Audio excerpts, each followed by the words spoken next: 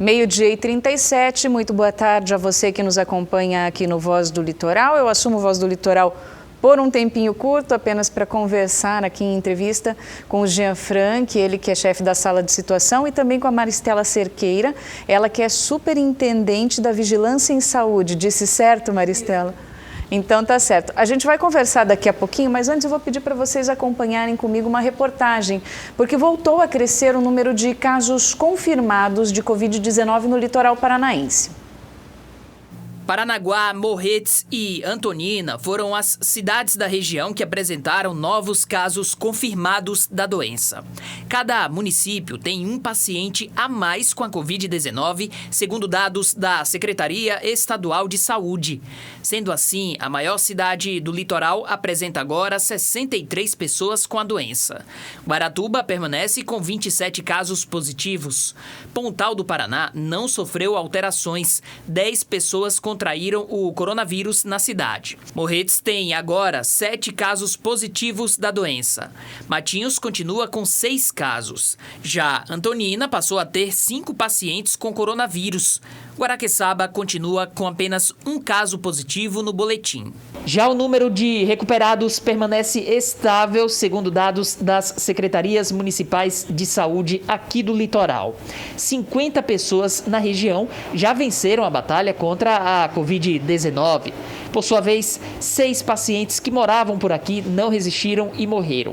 Tratam-se de 4 pessoas que viviam em Paranaguá, uma em Guaraqueçaba e uma em Guaratuba. Em todo o estado, 4.835 pessoas contraíram a Covid-19. Destas, 190 acabaram falecendo, o que representa uma taxa de mortalidade de 3,9%. Esse índice é inferior ao nacional, que é de 5,7%. 1.971 moradores do Paraná se recuperaram do coronavírus. Curitiba é a cidade com o maior número de contaminados. 1.005 pessoas que vivem na capital contraíram a doença. Destas, 486 já não tem mais a Covid-19. Bom, a gente então agora passa a conversar aqui com o Jean Franck e também com a Maristela sobre esse trabalho que está sendo realizado. Primeiro eu vou começar hoje com a Maristela, que é nova aqui no nosso estúdio, né, Maristela? Maristela, esse trabalho que vem sendo realizado nos últimos dias, a gente viu aí uma elevação no número de casos e depois se estabilizou durante alguns dias e agora a gente vê novos casos novamente. Para a Superintendência de Saúde, como é que é o trabalho dentro dessa situação, dentro desses casos todos que vêm se apresentando? Na verdade, o nosso trabalho é exatamente fazer o bloqueio. E por esse trabalho, o que a gente acaba descobrindo esses casos, que são comunicantes, ou seja, são pessoas que tiveram contato com os pacientes positivos lá de trás. Então, o acompanhamento, esses novos casos, são pessoas que se contaminaram com os outros pacientes que a gente já teve. Então, assim, isso está sendo descoberto em função desse bloqueio, da nossa investigação epidemiológica. E aí é dentro desse estudo que vocês realizam dentro da saúde, de ver como está se propagando o vírus e com que velocidade, que aí se tem uma conversa com a administração municipal para determinar quais são as ações perante a população? Sim. Existe esse diálogo direto para saber se abre, se fecha, se libera um pouquinho mais? Diário. O nosso trabalho é em conjunto. Tanto a epidemiologia como a sanitária trabalham em conjunto com a sala de situação. Nós trabalhamos juntos, que todas as ações são baseadas exatamente em cima desse perfil epidemiológico. Então, com o perfil epidemiológico, se vão se adequando às ações com a prefeitura, né? Certo. Agora, Jean Franck, dentro do que a gente vem conversando aqui já desde o início, né, dessa doença se estabelecendo aqui em Paranaguá, como é que está o município hoje? Você acredita que a gente está numa situação razoavelmente tranquila ou já está começando a sair do controle? Como você avalia isso desde esse início que a gente veio? Bem, a gente não está tranquilo. Não há possibilidade de ficar tranquilo nesse período pandêmico. O controle existe ainda, né? É importante reforçar o que a Maristela disse. Todas as ações desde o início foram pensadas para esse momento. Então, se vocês lembrarem, lá no comecinho, a gente teve um distanciamento social ampliado, onde só aqueles estabelecimentos considerados essenciais podiam abrir, as pessoas não deviam transitar tanto na rua. Houve uma primeira abertura com distanciamento social seletivo, com os comércios abrindo de forma alternada durante a semana, onde a gente, naquele período inicial, já preparou a população e preparou as unidades de saúde para o período posterior.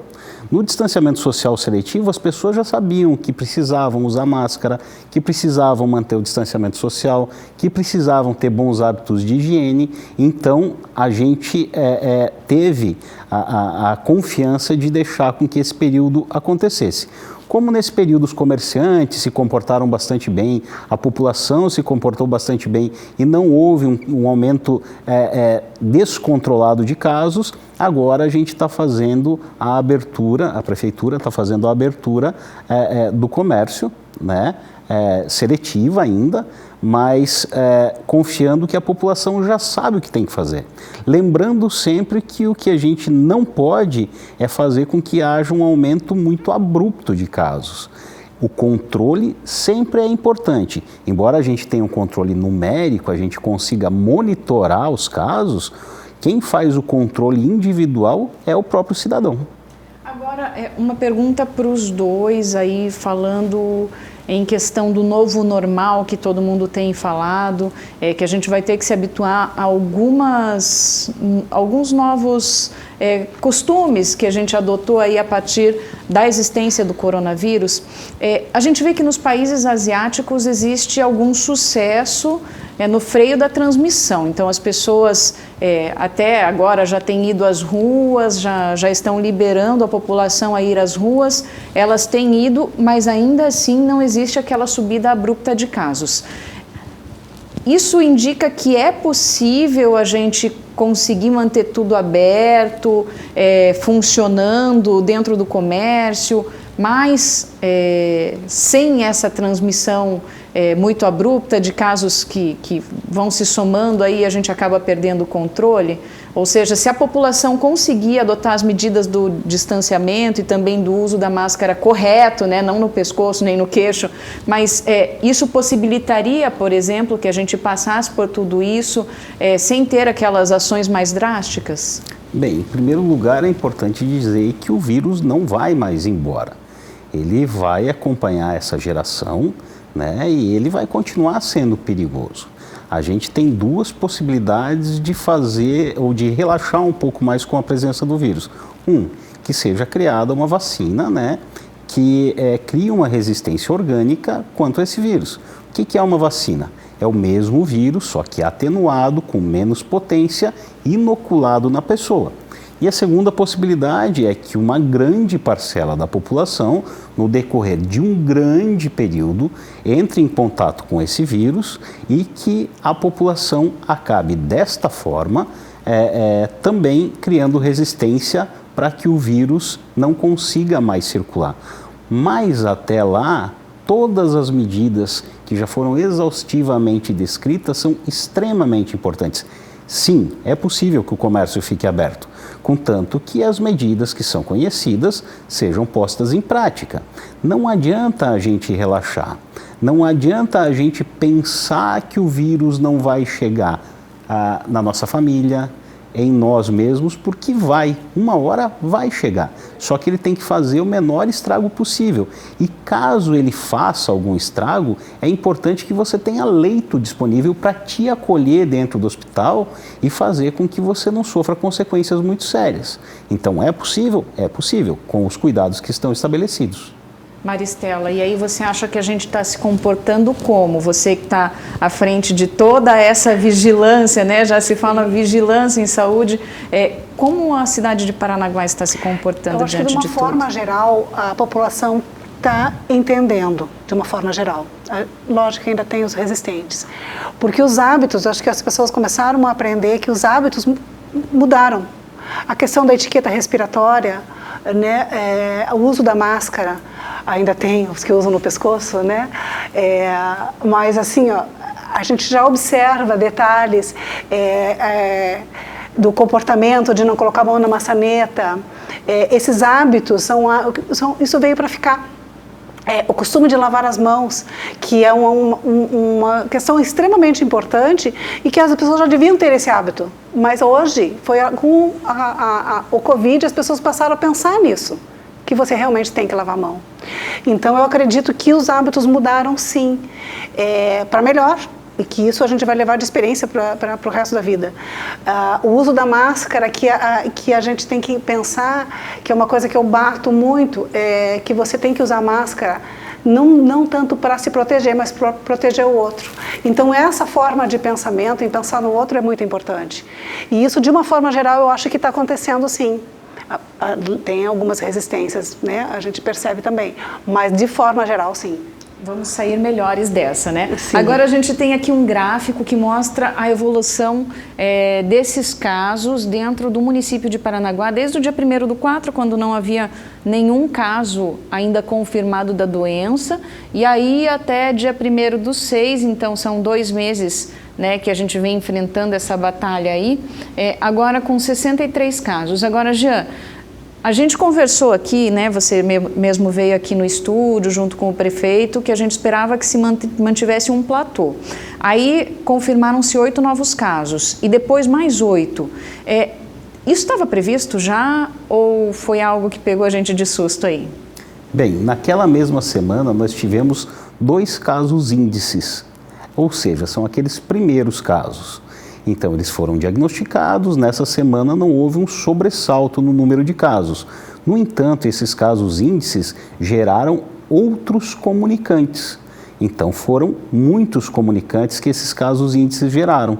E isso fez com que a gente tivesse que fazer o exame em todos eles, e isso fez com que houvesse um aumento abrupto de casos. Você estava dizendo que de 2 pessoas vieram 16 casos nessa rapidez ou não? Não. Vieram várias pessoas, mas não todas as 16.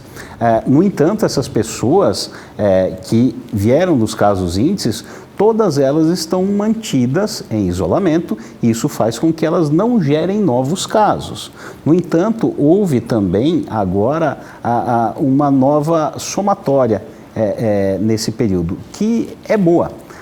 Laboratórios particulares, através de um programa que é o Diagnóstico Brasil, estão fazendo exames também. E quando esses exames positivam, eles colocam no gerenciamento de ambiente laboratorial e esse gerenciamento imediatamente é passado para o Estado e lá computa também nos nossos índices. Isso é bom porque os laboratórios também nos notificam. Isso faz com que a gente vá até a casa dessas pessoas e faça o isolamento. Nem sempre o aumento de casos é negativo, na medida em que os casos índices são localizados com bastante agilidade e a gente consiga fazer o controle da transmissão do vírus. Por outro lado, a gente espera que haja sim um aumento durante o período de inverno, como a gente já falou várias vezes. Uma outra coisa, os platôs têm que se manter. Não quer dizer que o platô se mantenha sempre. O que não pode é ter um pico muito elevado, porque se esse pico acontecer, é porque o aumento está muito abrupto, num período de tempo muito curto. Se agora, essa semana, a gente conseguir estabelecer um novo platô como esses que estão estabelecidos durante todos os períodos, isso já é positivo. Aí não precisa mais fechar comércio e ficamos como estamos. Espero que sim. Tá certo. Já mais uma vez agradeço sua vinda até aqui. Maristela, muito bem-vinda. Esperamos que retorne mais vezes. Fica aberto o espaço para vocês, sempre que precisar também dar algum recado à população.